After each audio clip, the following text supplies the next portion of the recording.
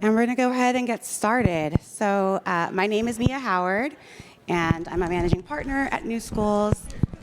I lead our innovative schools portfolio, which is why I have the privilege of having come to know the leaders sitting alongside me who have each founded schools in communities further SHIM opportunity and are delivering on a commitment to deliver and achieve consistently incredible academic and whole child outcomes for children.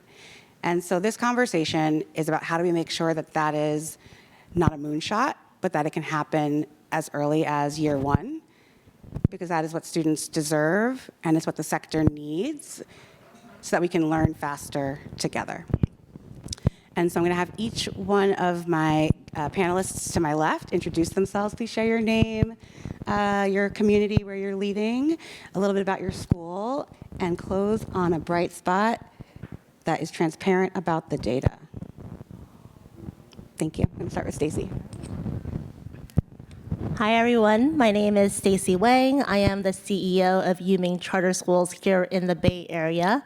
We have 3 going on 4 schools, serving currently 1,000 students and projecting to be at 1,500 in the next few years. We're really proud to be the first Chinese immersion public school in the state of California. And thank you. We have a clear mission to develop our inclusive, diverse community. We're diverse by design to become global bilingual citizens of the world. And for Ming, it's been really exciting to be here because when we think about diversity, our community represents 28 different home languages. 80% of our scholars coming into our school have no exposure to Chinese at home. So 80% don't know any Chinese coming in. And on top of that, 40% are English learners. So we have these, almost half the population consist of. Oh, turn off the other one. It's off. Oh, it's not off.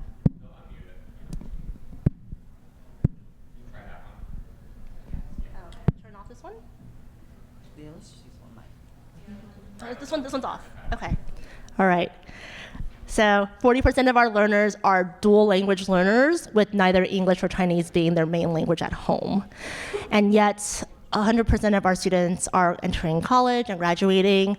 80% of our learners are at reading on grade level by the end of 2nd grade. And every student, regardless of background, race, income level, neurodiversity, is performing in the top 1% of students in the state of California.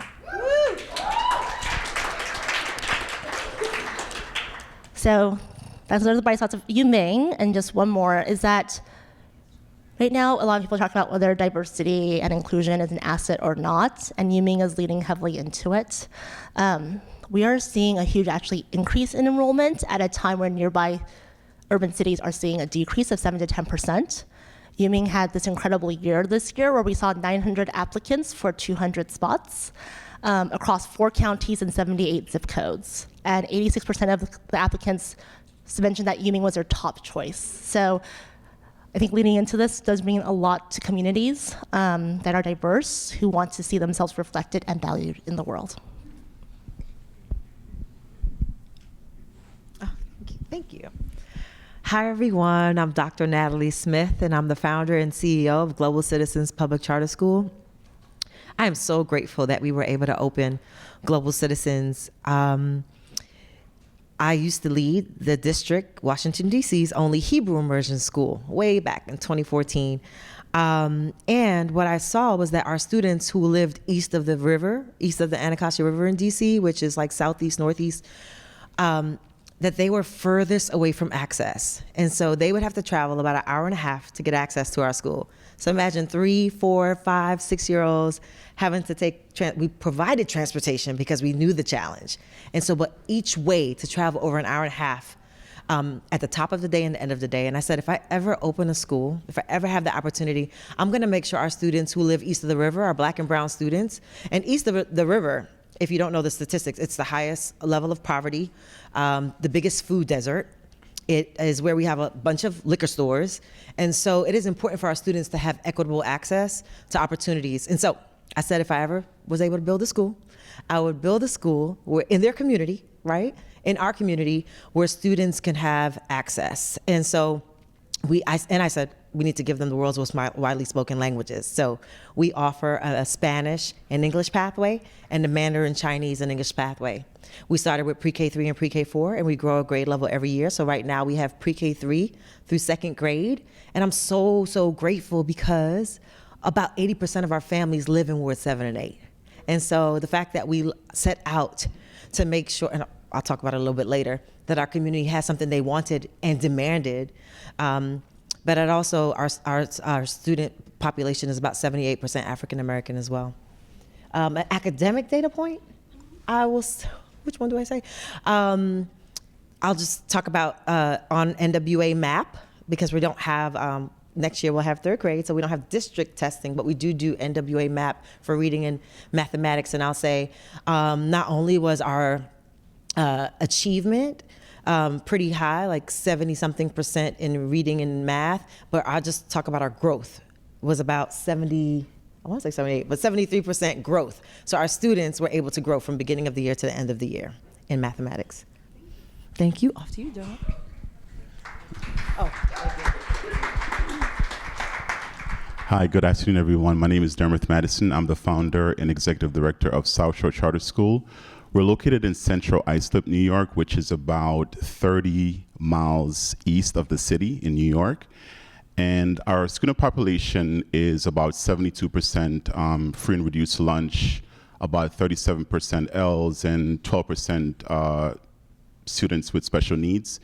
And our school was really created to meet a need that existed in the community. So my local context is that Long Island, even though for the most part people think wealth when they think Long Island, but there are definitely pockets of communities where Black and brown students are definitely not getting the best quality education. And so my school came out of a need that existed in the community, right? So there's been decades of failure where students are at 20 to 30% proficiency in ELA and math. And on top of that, the community also struggled with gang violence. I'm sure some of you may be familiar with MS-13 and some of the violence that they have inflicted, in different areas around the country. And so, when we saw the need, we really took the opportunity to speak with families, engage the community, and they really helped us to understand what was important to them, right?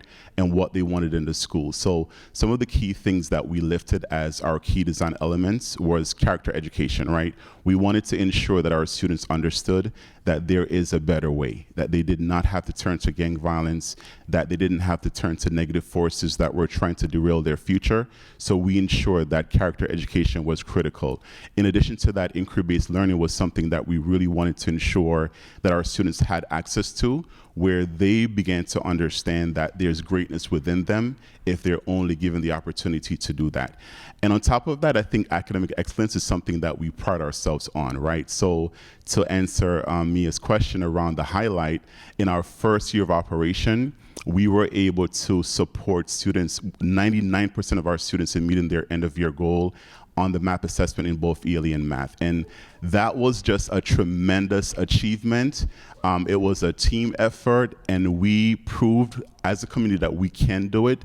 And so far this year, based on our mid-year map, we're at 88% percentile across our school in math, and the 94th percentile in ELA. So we're super excited about what we're doing, and so grateful to be here on the stage with these lovely, amazing educators. Thank you. If I can break down that data just one more time, we're talking about being in the 99th percentile for growth, so growing more than 99% of students in our nation annually in kinder and first, right? And now in the second year of operation, by the middle of the year, these are students who are at the 84th and 88th percentile nationally in achievement. So they are performing better than 84 and 88% of students nationwide. And while I personally believe that these leaders are all exceptional, my hope today is that that is not true 3 and 5 and 10 years from now, that this will become the norm for how students furthest from opportunity are served in America's schools. And so I have a few provocations for the audience as you're listening to the wisdom of these leaders today. The first is be willing to challenge your assumptions. If you've never seen this before in your community, I hold an optimism without even knowing you personally that it can be true. So I'm going to ask you to challenge any of those assumptions that you're bringing in today. The second thing is this work is hard. It's hardest now. It was hard 5 years ago. It was hard 20 years ago. We just keep redefining what hard is and then meeting the moment. But in this particular moment, you might be thinking, I'm compartmentalizing, like our panelists this morning shared in the opening plenary. You might be thinking, how can I do one more thing while balancing home and life and wellness and my community and my students and my staff?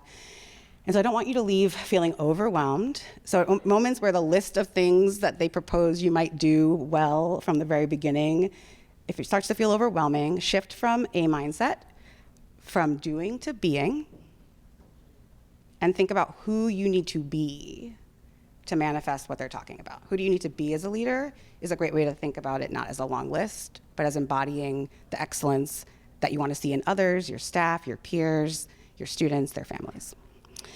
I'm also not going to bury the lead because I want to get to the juicy stuff about the how. So we're going to just dig right in. We're not going to, this is actually nothing on this list up here should surprise you. But the how is, I think, the secret sauce. And each of them probably approached it a little bit differently. But by the end of year one, had trajectory changing outcomes that had oftentimes never happened before in their community. The first dual language public charter in California. The first to offer multiple languages east of the Anacostia River. One of the first charters in Long Island to serve Black and brown students, period. Right? So doing firsts, but also doing it well from the beginning. And so we're going to start with prioritizing academics. And I'm going to start here because as a former school leader myself, maybe you've heard this adage that's like, oh, you can't even start academics until the kids are well in some fashion. And there's so much wisdom in that comment that gets oversimplified to we're not going to touch instruction for a long time. We're going to just work on culture for first half of the year even until we get it perfect, and then we will start rigor. And that's just not the approach any one of you has taken. And so I want to be clear about that. We're prioritizing academics. You can launch a strong instructional priority in year one before October. And so schools that start strong and invest early in high quality in teaching, data-driven instruction, and the instructional enabling systems to create effective leaders and teachers are setting themselves apart really early and often in their work.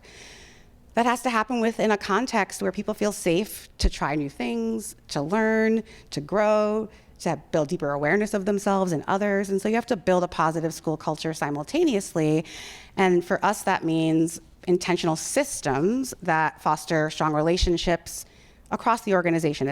Yes, the student and teacher relationship is often the first thing we think about, but it's also about strong adult culture relationships. It's about strong parent caregiver to staff relationships. It's about strong peer-student relationships. And it's also about strong relationships in the caregiving community, because we can't do it alone. And when you account for all of those things, maybe not all at once, but it matters over time and it's additive. The third thing is getting operations right. And for the last 3 or 4 years in our own portfolio, the lion's share of entrepreneurial energy of where people are, or the roles and hats people have worn before they come into school leadership as a founder are often instructional leadership roles or system leadership roles, managing change, improving instruction and student experience in executive and senior roles. But that is not necessarily always translating to being able to launch an excellent school in year one. And often what the gap between those two things are is I'm an instructional leader. I don't know anything about facilities. I'm an instructional leader. I don't know anything about tech and SIS and all my back-end operational systems. I'm an instructional leader. I've never managed a budget of this magnitude before. And it can lead to rabbit holes that are important to attend to, but it can become a rabbit hole where you then forget about holding the whole, which is that the operations have to be right in service of the student experience and staff experience you are trying to create. So holding that all in balance is important. And then the last is leading for the long haul. I'm so encouraged by the results each of these leaders has already spoken to, because it ranges from 15 plus years of excellence and a decision to go slow to go fast, so they only scaled in the last 5 years, to schools that launched in the pandemic. Actually, each of you launched a campus in the pandemic, so hats off to y'all. And thinking about it not just as a one-year journey of success, and yes, we did it, and now we've proven ourselves, and now we can just rest on our laurels, but getting better and better over time. And that takes knowing that you can't do it alone, but it also means pacing yourself, which might sound like they didn't do, because we're talking about like absolutely high numbers of achievement, but I promise you that they did it in a way that accounted for sustainability along the way, while also building their bench, often through distributed leadership models, so that it doesn't just rest in their brain and in their hearts, but that it's something that can be replicated when they are not present. That's important. So with that frame, we're going to dive into some questions because I want to hear your how. And Stacey, if I can start with you, can you share a little bit more about the founding story, particularly for Ming Charter 2? How did you know it was time to expand? What choices did you make to make sure that it was going to be a strong expansion? Many of you have been in other sessions throughout Summit hearing about the challenges of growing with quality. And so I'm going to start there because it's a story that often doesn't get told as often because we often talk about the seats and not the quality seats when you're growing. So I want to center the quality in the quality seats as you grew. Thanks, Mia. Yeah, so I think there's an important story about how we first started that ties to the second school that we launched in 2021. So initially, Ming was founded a while ago when families came together in the community because there was a dark period in California history when bilingual education was not allowed in public schools. So we had to start as a public charter to keep that alive for our diverse community. And what's interesting was the parents leveraged different expertise. So Aspire was newish at the time. We brought people from Aspire over to support, but also families were really committed to this longer vision of bilingual global citizens and doing everything they possibly needed to make this happen. So that looked like the first year of school, first couple classes, we were running in an after-school program office, and we were setting up tables and desks every morning and taking them down every afternoon so that the after-school program could run. Like, that's the level of investment from the entire community that Ming requires when we start a school. And we have brought that same mentality in starting our second school, which we didn't start until our academics were year over year, really, really strong through the pandemic as well. We had consistent demand. We were consistently seeing 500 applicants for 100 some seats. We had the political stability with our authorizer and the neighboring districts that launching another school, adding more seats, was not going to cause us additional attention we didn't want to have. So all these components were figured out, but we also knew that some things might be a little bit more flex. Facilities the first year. We incubated our second school in 2021 out of another charter school's middle school. And there's different drop-off entrances, all the different pickup things, the logistics of being in a new neighborhood, building those relationships with the community. We did door knocking all around the neighborhood that first few months before we got in. So some of that was really, really strong. The routines and procedures, we do gentle beginnings. Our kinders have 3 weeks for routines and building relationships, at least to get started. And then we start introducing academics right after that. So we started really early, but we'd spent the summer training the new teachers on the scope and sequence for the year. We have all the curriculum, all the lesson plans, all the wall charts, everything teachers could ever need was ready for them so that they could focus on getting year one right. And again, operationally, everything else was set up. We managed all the pickups, all the financial situations, all the back-ending work, and any extra folks we had in the system. So director of operations, me, we don't have a central office. We all work in the schools so that there's that ability to flex up and flex down when something happens. And so the ability to pivot and just recognizing that you have to do multiple scenario planning that first year is really important. And planning for that before the school year even starts, so as soon as something happens, you can flip a switch and do something different. So for us, for example, in the pandemic, when schools shut down, our team over the weekend got devices out to over 600 students, rebuilt the master schedule. We were back on school on Monday. And so that's what I mean, like, to plan for the worst to some extent, but also be willing to flex when you need to. And we're a very lean staff team. California per pupil is $14,000 in this expensive cost of living area. So there's not a lot of people around, but being able to think ahead for some of this was really critical in ensuring there were no blind spots. Nothing would deter the academic experience of students in the classroom.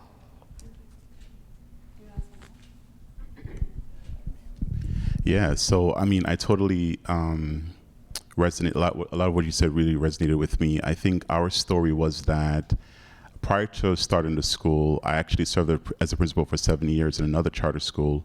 And as my family grew, I sort of moved further east on Long Island to expand. And, you know, in that local context where I live in a particular community, I realized that the same challenges that I faced in the community I was serving before existed in the community I was now in. So, you know, it was a lot of really understanding the needs of the community through community outreach, really getting parents together and understanding what was important to them.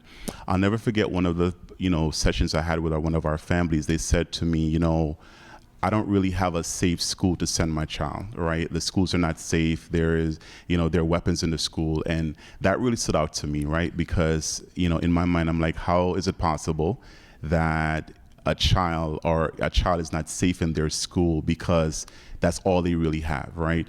And in my local context on Long Island, there's real redlining where, you know, based on your zip codes, the schools are very, very different. And so for us, we really wanted to ensure the school was reflective of the need in the community. Our first year after we got approved was challenging, right? So the approval was one win that we had, but then trying to find a facility was another challenge for us, right? And so we actually had to delay our opening by a year because we could not find space in the community to open our school. And, you know, in my area, there's a huge political backlash for charter schools. I'm the first charter in my county. So imagine all the school districts, they're rising up against us. They're coming to planning board hearings saying, no, we don't want a charter school here.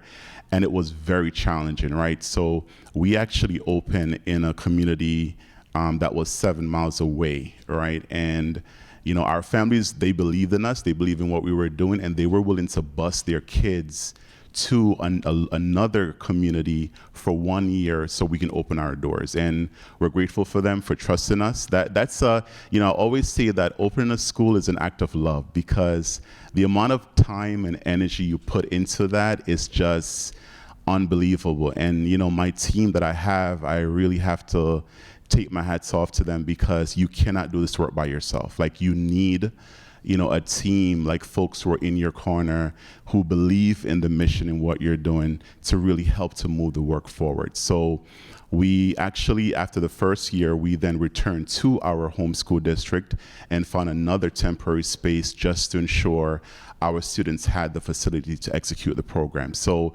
it's been a long journey, actually, from the moment the idea was birthed until the day the doors open was exactly 7 years, right? So it was a very long journey. I have board members that's been with me every step of the way from the very beginning. And so to see the data, you know, where we are now, you know, we feel really, you know, blessed about that, because it's been a long time coming. And it's almost as if when you see the kids thriving, you're like, okay, it was all worth it.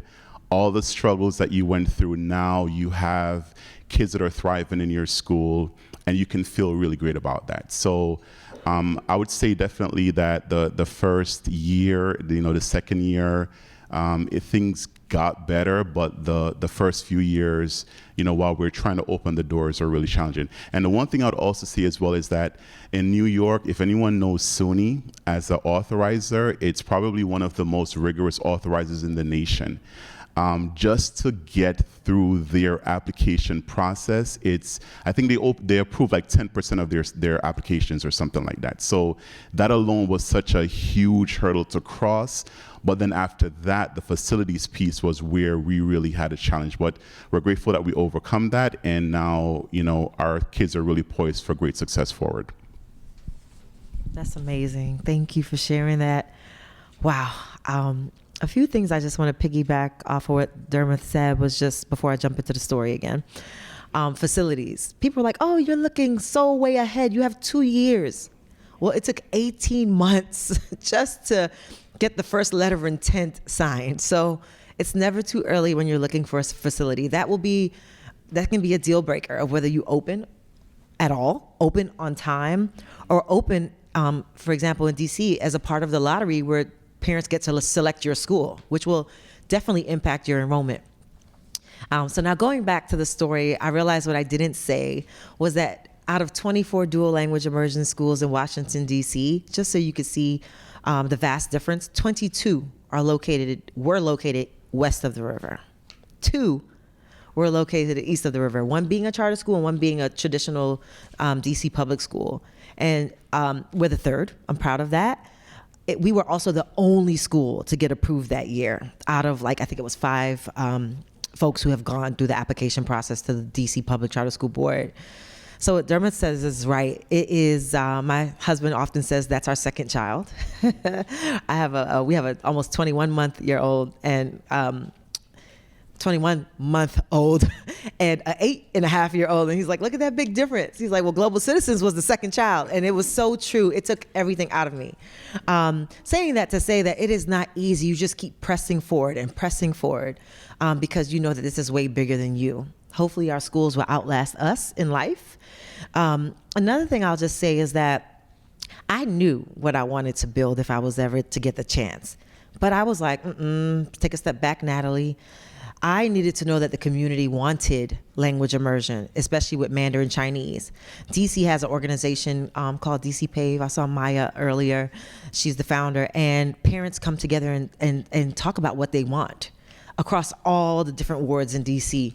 So we knew language immersion and specialty schools, whether it's STEM, was something parents demanded and wanted in northeast, southeast, east of the river. But I wanted to know specifically, I know that we had a lot of Spanish immersion schools. Do our parents want Mandarin Chinese?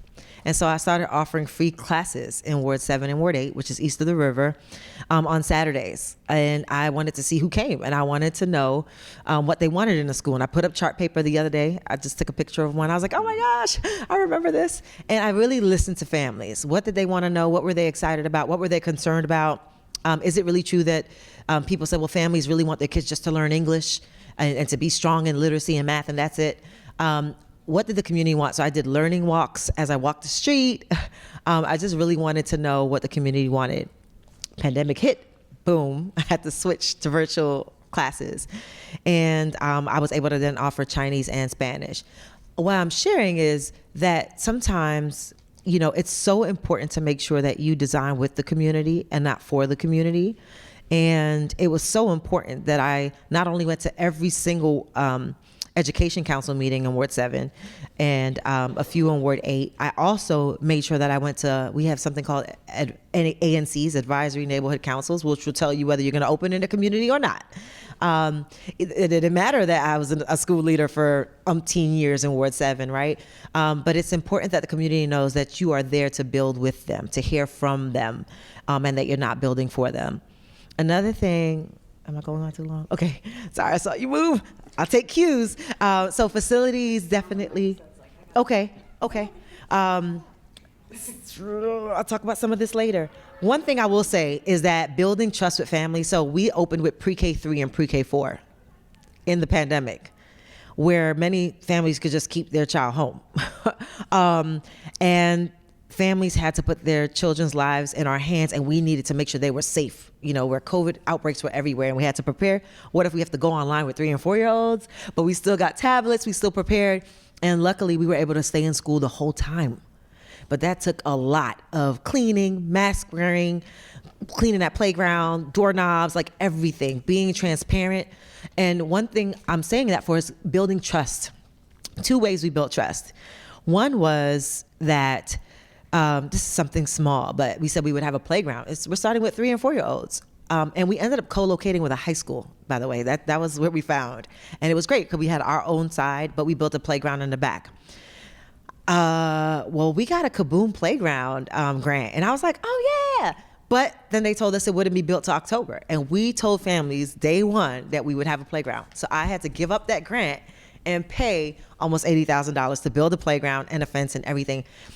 But it was so important because we promised families something and then we delivered. It sounds so small, but it's so important that you build trust with families. It doesn't only have to be in that way, but over communication, making sure they trust you, that they trust your word, that they know that you'll communicate with them about anything and everything, even if they're COVID cases or whatever it might be at that time.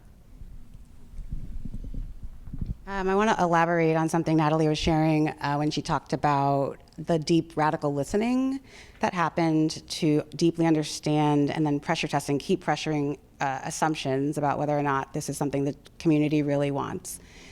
That's easier said than done, but I want to just call out some of the small nuances here. So we read about 130, 40 applications a year from different contexts across the country of school leaders, many of whom are in the room sharing their visions with us, which is such a great act of courage.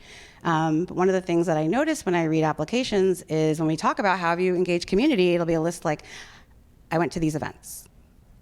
I held a focus group. And you just don't create the co-designed, deeply pressure-tested models that deliver trajectory-changing outcomes unless that is a practice and not a check on your task to-do list. And so, again, with the wisdom of this panel, I hope that you didn't do any of that alone, and that as you built your coalitions and your founding boards, they were with you, and Dermoth, you spoke to this. But I really want to just better understand in those moments when you were alone and you had to think about, how do I prioritize my time 24 hours in a day? You probably went many, many years without sleeping. You might not be sleeping now. But how did you think about how to spend your time in the right ways to keep your mission vision on track? Because things like facilities can often sideline how you spend your time in a planning year. Not meeting enrollment goals in the months leading up to launch can sometimes have you spending time and spinning wheels in different types of ways. So how did you discipline how you spent your time so that your teams could understand how they needed to spend their time to support a strong launch? And who wants to take it first?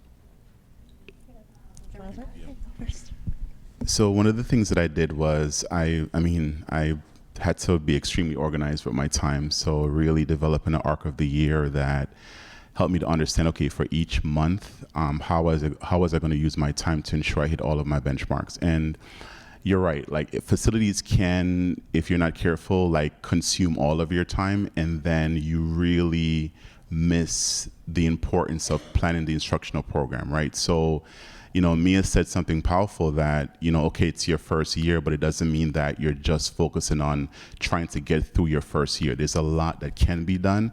And I agree with her totally that you're not just saying that the first year or the first few months is a wash. That is not fair to your families who are giving you their babies to give them a high quality education. So one of the things that I did was I really put a lot of time and resource in ensuring that for all of my core subject areas, that there were unit maps, lesson plans being developed to ensure that when I did hire my staff, when we were ready for PD over the summer, that we weren't scrambling trying to figure out, okay, what are we doing for ELA and math and guided readings, right? So literally, like, that was something that was being built throughout the course of the first, few months of the planning year, right? So by the time we got to PD over the summer, like, that was pretty solid. On the operations side, I was two of the first hires that I made was my principal and my director of operations and finance. And that was such a smart move that I would advise anyone to really ensure that your key leaders are onboarded. They were still employed full-time, working, but they committed to a part-time role, right? So they really own their learning. And we use the opportunity to go to different schools to really help them to understand the core parts of their roles and functions. And I think through careful planning, like you can really set yourself up for success by ensuring that you're letting the main thing to be the main thing. And I just want to make a plug for the instructional program, because I think quite often during your planning year, before you open your doors, sometimes it's something that's not carefully thought out.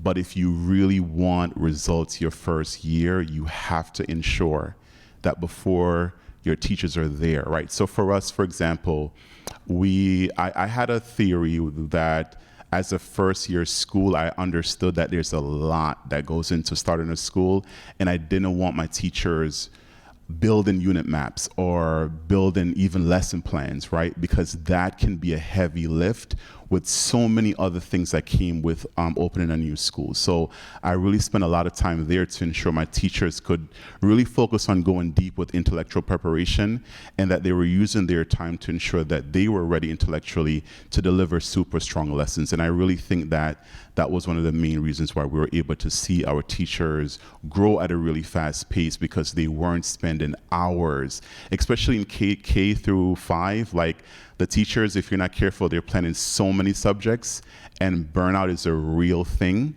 And you want to ensure that you're front loading that work so teachers are set up for success for the long haul. Thank you, Dermoth. I want to just go even further into this idea of intellectual preparation and whose job it is and how it gets done and how do you support your team for success. Because another common pitfall that I see is it's October of your planning year. You are just about to do, or have maybe, if you're on top of things, already posted your founding roles for year 1. And I'll hear some version of, I'm not going to do those things because I really want to empower my team. So I'm going to wait till that person's onboarded in March and really just let them, get into the work, learn by doing. And there's certainly things where you want to build that muscle, because it's a founding set of leaders who are going to have to make choices to be discerning, exercise judgment, and build their own capacity. But also I see it's usually positioned as like all or nothing. Like, I'm not going to work on this thing because I want the leader I bring on to be excited about the vision for this thing I've held, mostly alone. So they're going to be empowered by this thing. I'm going to invest it in them, and then they're just going to, and then it just doesn't get done the way it needs to get done. So are there other examples of that in terms of how you think about what you've kept like close and tight versus where you've empowered your founding team around you? And I'd love to start with Stacey. Yeah, I would say a few things. I think that really resonates, Mia, in the sense of, when people are growing at something, you can coach, but when they're doing something new for the first time, you have to be fairly prescriptive. And we just make sure everybody's aware of that going into it. Like, to Dermoth's point, like academics, here's what we do. For relationship building with students and families, here's exactly what we're going to do, and we're radically transparent. So whether that was, hey, families, we're going to be here 1 year, we don't know where we're going to be next year. Our first Ming school has moved 9 times in 15 years. I'm finally buying the second upper school this year. And our second school that started in 2021 has moved twice already, and we're county authorized. So when I move them 15 miles another direction. And our families are in for it. Our teachers know what they're signing up for. But those are the things we deprioritize to some extent. And you have to have something, but not the ideal something, because we're focusing on academics and relationships. So on the relationship side, we have a really thoughtful approach around Strong Start, particularly with our littles, where we do morning circles, we do partner share about their feelings or whatever the SEL curriculum is. So if it's anger, one day they're doing, how do I feel when somebody's angry towards me in kinder? Next day they're talking about, well, what do I do when I'm angry, and does it cause harm to other people? And so there's a lot of intentional relationship building with students in those ways to build trust and support, because again, the pacing for our curriculum is really tight and pretty fast. And our kinders are growing a year plus of learning in that first year. And so they have to have that trusted relationship. And if you imagine for full Chinese immersion, 80% of our kids don't speak Mandarin. They sit there not saying anything until basically January. And we have to coach families to be ready for that too. So a lot of it's this shared expectation, knowing exactly what it's going to look like and why that matters, and holding those pieces tight that most impact students and families. In addition, with our teachers, we are, besides the curriculum piece, we have 6 hours of prep a week for them. There's Friday professional development every week. There's PLCs for them across grade level teams, as well as vertical PLC. So there's just a lot of support that we're providing and guiding, so teachers always know what's ahead and get support on what does it mean to actually make this happen in the classroom before they actually have to do it. And we're in walkthroughs every week. We're in every classroom every week. Multiple of us are. And we always have a pulse on every student and every teacher in our system, particularly that first year, so nobody can fall behind, whether it's an adult or a child. Thank you. a few things I want to say. I'll try to keep it quick. One key thing I keep thinking about are the systems and structures that have to and had to be in place in order for us to be successful. I'll just name this, that DC, the Public Charter School Board had a layout of everything they needed. And I'm so grateful for that.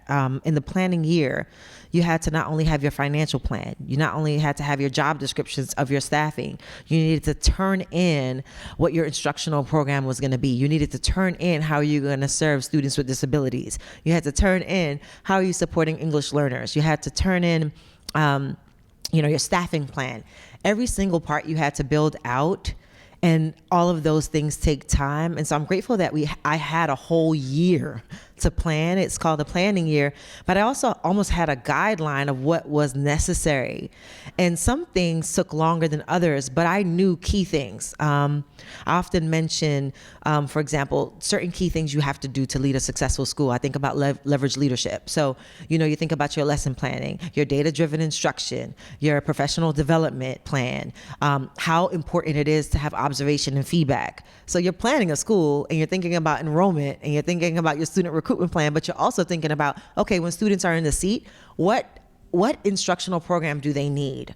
And then you're also thinking about, okay, well, I want my interview process to be like? What are some things that I need to know that they're interviewing us, we're interviewing them, but they need to know that we are unapologetic about these key things, our key pillars. One of them is social justice.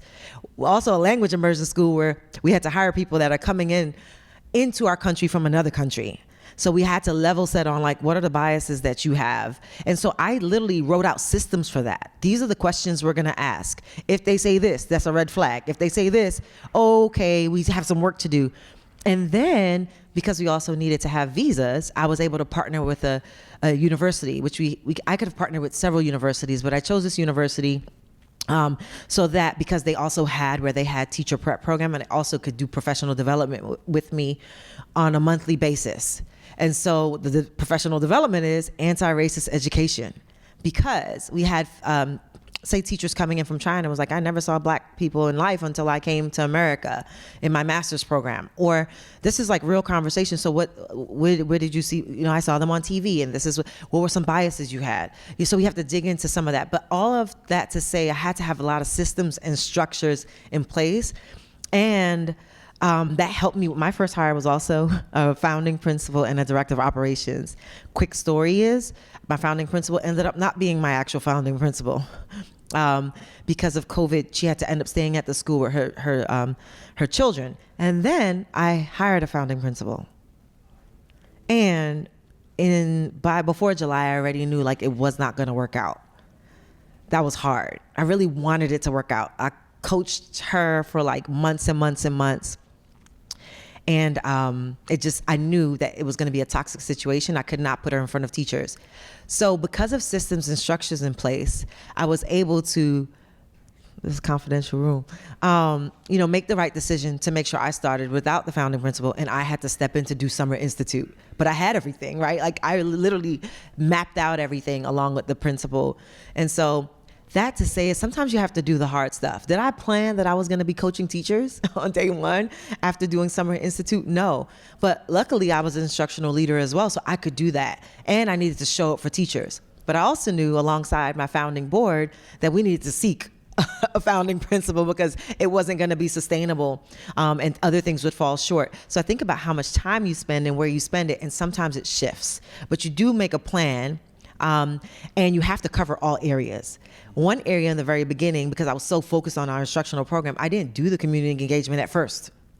I was not you make a list and you see which council members you have to meet with. Who do you meet with in the neighborhood?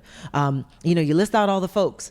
And I ended up doing that, months later than I thought I should have. And then I jumped into it. People didn't even know that I missed a step, So all of that to say is give yourself grace, and also you have to hold yourself accountable, have others hold you accountable. And the last thing I'll say is just in terms of your time, especially that first year, is I almost didn't hire one, but I'm so grateful I did have an executive coach. Leadership, as my fellow leaders up here will tell you, can be very lonely, and you can't, throw things at your board chair all the time. You need to have that executive coach that you can just run things by. And that also helps you with your use of your time. She asked me all the hard questions all the time. Thank you, Natalie. I want to move to Q&A and get more audience voice in the conversation shortly. But as you shared a lot of the challenges of your founding journey and what was unpredictable and how you pivoted, what I'm hearing each of you say is that you became the leader the school needed you to be in that moment. And to do that, it meant spending more time building alignment than having a strong position about what empowerment of others looks like in the beginning. Because guess what? It's a founding school. The next question I'm about to ask y'all is about the mistakes you made. Your entire founding team is going to have so many opportunities to be entrepreneurial and solve the problems that you helped to create. So you don't have to like create a long list of ways to empower them around building a bunch of new stuff. Because if they're well supported, they can actually then spend their time being agile and responding to problems, prioritizing the most urgent ones and the most low-hanging fruit ones. And so I just want to keep underscoring this idea of like how you spend your time and building that alignment up front. And so Natalie mentioned like bringing people into her hiring process to make sure that, she had thought partners for that. Highly encourage you all to do that as well in the audience. And so the last note I'm going to end on before I open it up to the broader audience is this notion I had at the beginning when I shared leadership as being, not doing. And I would love for each of you to go another layer deeper into who you are as a leader, whatever you feel comfortable sharing. But what kind of leader are you when you made mistakes? And for the audience, because this is about strong starts, like those early mistakes between like day 1 of school and day 30 or first 90, who were you when you made mistakes in that window? Dermoth, do you want to start? Wow, mistakes. Where do I begin? I would say that one of the mistakes I made, and you always know you're going to make the mistake before you make it, but I think there were definitely some folks that we onboarded that being in your founding year, you obviously try to ensure that you get mission-aligned folks on your team that are going to stay and be good for culture. And there were times when, for compliance reasons, you need a certified teacher in a certain position, but the person that you're thinking about is not like 100% the person that you feel would be the best person for the team. So I think I've been guilty of, sort of making some wrong moves there earlier on. And we definitely felt it when we had to sort of like transition like 1 or 2 people off the team. But in those moments, I'm very transparent with my team. Like we have a core leadership team, and we own up. Like I'm not afraid to like own up to my mistakes to my leadership team and let them know that, this was not the best decision, and these are the reasons why this happened, right? So as far as the kind of leader I am, I'm big on relationships, right? I'm huge on like building real, authentic relationship with my leadership team, because I want them to also model that when they show up for their teachers, and for the teachers to model that when they show up for the kids and their families, right? So I think being vulnerable is important when you have a leadership team, and not being afraid to own up to mistakes that you make. But I would say for sure, making some, like at least one that I can think of, hiring decision that wasn't the best, and then that person had to be off-boarded once we started the year. Yeah, I can add to that. I think the similar theme is one of the priorities you have to make right is who is in the building that first year and who has the capacity to do what you need them to do. So our first year, we didn't have the funding for a founding leader. So we had, in our model, the English teachers teach part-time, and Chinese teachers are kind of the homeroom teachers.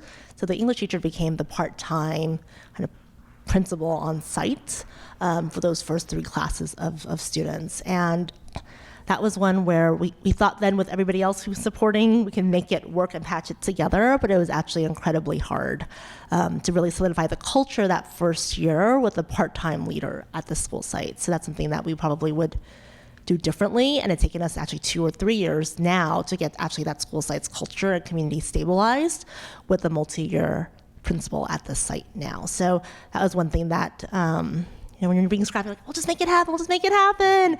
And then you don't see the impact until later, potentially, of how strong that culture is at that school.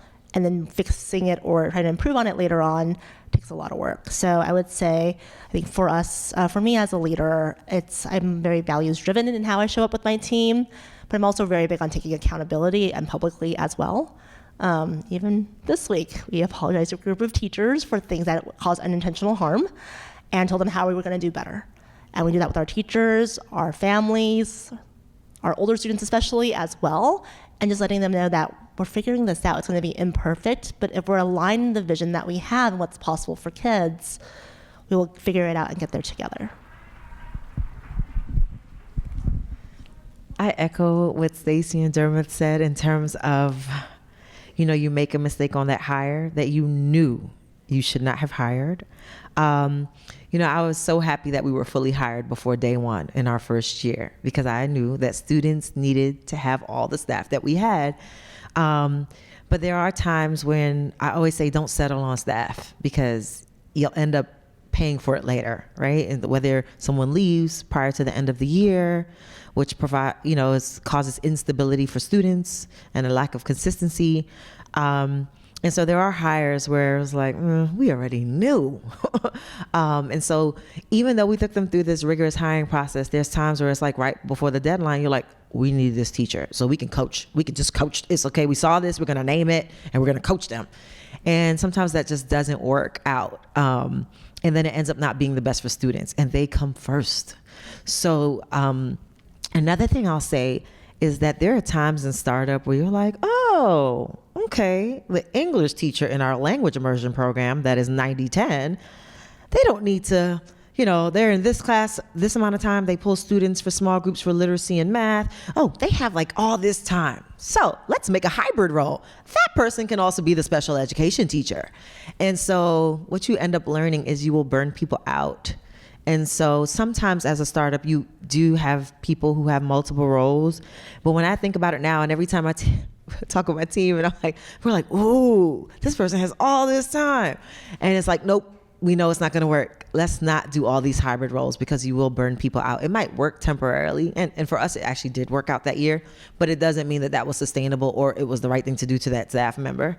I know as a leader, we often have like 20 jobs and we can do it, but it doesn't mean that everybody is equipped or we should do that to their brains and bodies.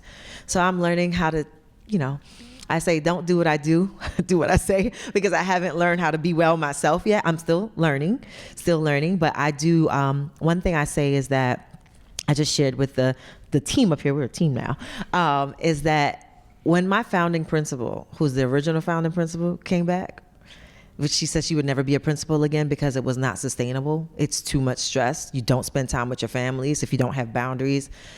She's back. But I said, hey, does it have to be? And I found ways to make it a little more sustainable. It doesn't mean that it's easy. Sometimes we are on the phone at 9 and 10 o'clock at night, but I allow my leaders to have a work from home day every single week. So her days are Thursdays, and no matter what, she works from home on Thursdays. Sometimes she comes in the building because she's like, we got to do these observations. They're coming in, these teachers need this. I got to follow up, but that's her choice. And so I think that why I'm naming that is sometimes you make a mistake, and many times you learn from that mistake twofold. You learn, okay, we're going to stop doing this. We're going to start doing this.